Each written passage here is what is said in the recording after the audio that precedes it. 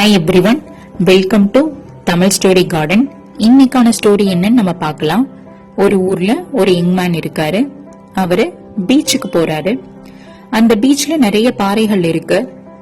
ஏதோ ஒரு பாறையில போய் அவர் உட்கார்றதுக்காக போறாரு. அப்படி அவர் உட்காரும் போது அந்த பாறையோட இடுக்குல ஒரு பேக் தெரியுது, ஒரு பெரிய பேக். சரின்னு அதை எடுக்கலான்னு போறாரு. அந்த பேக் நல்ல வெயிட்டா இருக்கு. ரொம்ப ஆர்வமா அந்த பேக் எடுக்கிறாரு.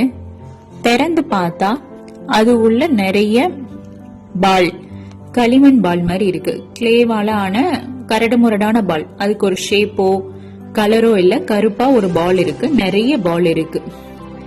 இப்ப அவரு அது தொட்டு பார்த்தா சொரசொரப்பா இருக்கு. சரி, ஏதோ பசங்க சின்ன பிள்ளைங்க அந்த கிளேல மோல்டு பண்ணி விளையாண்டுட்டு அது காயறதுக்காக இங்க வச்சிருக்காங்க, அப்புறம் அதை எடுக்காம விட்டுட்டாங்க போல இருக்கு அப்படின்னு அவர் யோசிச்சுட்டு இருக்காரு. அவருக்கு அவராவே சொல்லிக்கிட்டு அந்த பாலை எடுத்து விளையாட ஆரம்பிக்கிறாரு. அது தூக்கி ஒன்னொன்னா அந்த பீச் தண்ணிக்குள்ள போடுறாரு. ஒரு பாலா மறைய ஆரம்பிக்குது.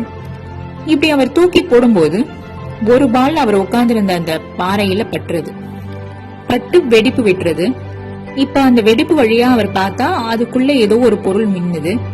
அதை நல்லா உடைச்சு எடுத்து பாக்குறாரு. அதுக்குள்ள அவரு ஒரு அரிய வகை வைரக்கல்ல பாக்குறாரு.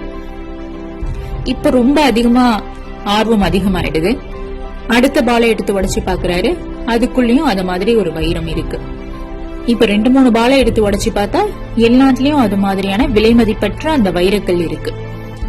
இப்போ அவர் தன்னோட தப்ப உணர்றாரு. இதுக்கு முன்னாடியே அவர் நிறைய பாலை எடுத்து தண்ணிக்குள்ள போட்டுட்டாரு. ஆல்மோஸ்ட் ஆஃப் எல்லா பாலையும் தண்ணிக்குள்ள போட்டாரு. கொஞ்சம் பால் மட்டும் தான் இப்ப அவர் கையில இருக்கு.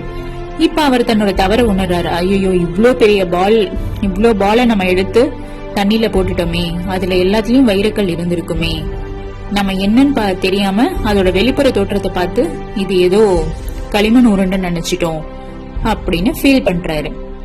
சோ இப்ப இந்த ஸ்டோரியில வர மாதிரி நாமளும் நம்ம வாழ்க்கையில இந்த யங்மேன் செஞ்ச அதே தப்பதான் அடிக்கடி செய்யறோம். மக்களோட அந்த வெளிப்புற தோற்றத்தை வச்சு அவங்க திறமை என்னன்னு நாமளே தப்பா மதிப்பீடு பண்ணிடுறோம். அவங்க கிட்ட இருக்கிற உண்மையான திறமைகளை கண்டுபிடிக்க தவறிடுறோம். அதே போல நமக்கு கிடைக்கிற நிறைய ஆப்பர்ச்சுனிட்டிஸ நம்ம இழந்துடுறோம். ஆனா ரொம்ப லேட்டா தான் நமக்கு கிடைச்ச அந்த வாய்ப்பு, அதோட மதிப்பு என்னங்கிறதே நமக்கு தெரிய வருது.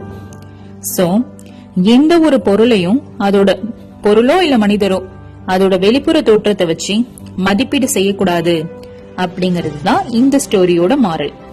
இந்த ஸ்டோரி உங்களுக்கு பிடிக்கும்னு நான் நம்புறேன். இத மாதிரி நிறைய ஸ்டோரிஸ் கேட்கறதுக்கு எங்க சேனலை ஃபாலோ பண்ணுங்க. நாளைக்கு ஒரு நல்ல மாரல் ஸ்டோரியோட உங்களை மீட் பண்றேன். தேங்க்யூ.